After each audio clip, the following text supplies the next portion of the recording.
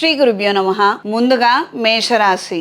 మేషరాశి వారికి ద్వితీయ స్థానంలో కుజుడు, తృతీయ స్థానంలో రవి బుధులు, చతుర్థ స్థానంలో శుక్రుడు గురువు, వ్యయ స్థానంలో శనేశ్వరుడు, లాభస్థానంలో రాహువు. నూతన కార్యక్రమాలను ప్రారంభించగలుగుతారు. కుటుంబపరమైన అంశాలలో మంచి పురోగతిని పొందగలుగుతారు. స్వల్పమైనటువంటి చికాకులు సమస్యలు ఎవరి ద్వారా ఎవరి వలనైతే వస్తున్నాయో వాళ్ళను కాస్త నియంత్రించే ప్రయత్నాలు కూడా నెరవేరుతాయి. వాళ్ళ అడ్డం తొలగించుకునే ప్రయత్నాలు కూడా మీకు కలిసి వస్తాయి. అనుకూలమైన వాతావరణం ఏర్పడుతుంది.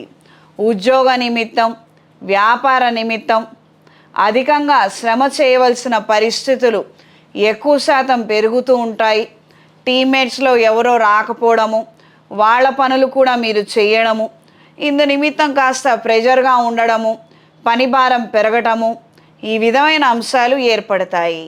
దూర ప్రయాణాలు అనుకూలంగా ఉంటాయి. వాహనం మార్చాలన్న ఆలోచనలు ఎక్కువ శాతం ఏర్పడతాయి. తండ్రి గారి నుంచి మీకు రావాల్సినటువంటి ఆదాయము వ్యవహారాలు అవి కాస్తంత ఆలస్యంగా అందుతాయో లేదో అన్న కాస్త అయోమయం గందరగోళం కూడా ఉంటుంది. ఈ దశలో ఈ పీరియడ్లో మాత్రము ఈ కోరిక నెరవేరే అవకాశం ఉండకపోవచ్చు. జాతకంలో బలం ఉంటే మాత్రం నెరవేరుతుంది. ఇది గ్రహించుకొని మెలగండి. ప్రత్యేకించి స్త్రీ సంతానానికి సంబంధించి మీరు తీసుకునే నిర్ణయాలు అనుకూలంగా ఉంటాయి. మంచి వాతావరణం ఏర్పడుతుంది. ఈ వారం పరిహారం: శనివారం శని త్రయోదశి రోజున శనేశ్వరుడికి తైలాభిషేకం జరిపించండి. 4 కొబ్బరికాయలు చిన్న బెల్లం ముక్క స్వామివారికి నివేదించండి. మీరు ఏదైతే కార్యక్రమాలు చేస్తున్నారో అవి సంకల్పం చెప్పుకొని ఇందులో కార్యానుకూలత మరింతగా పెరగాలి, చికాకులు తొలగిపోవాలని సంకల్పం చేసుకొని పనులను ప్రారంభించండి. దాని వలన మంచి జరుగుతుంది. ఈ రాశిలో జన్మించిన స్త్రీలకు కొత్త ఉద్యోగ అవకాశాలను పొందగలుగుతారు.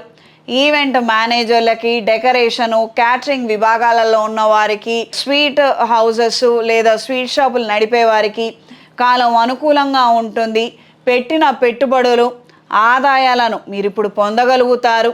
కాస్తంత మిగుల్చుకోవడం కష్టం అవుతుంది, కానీ మంచి జరిగే అవకాశం మాత్రం ఎక్కువ శాతంగా ఉంటుంది.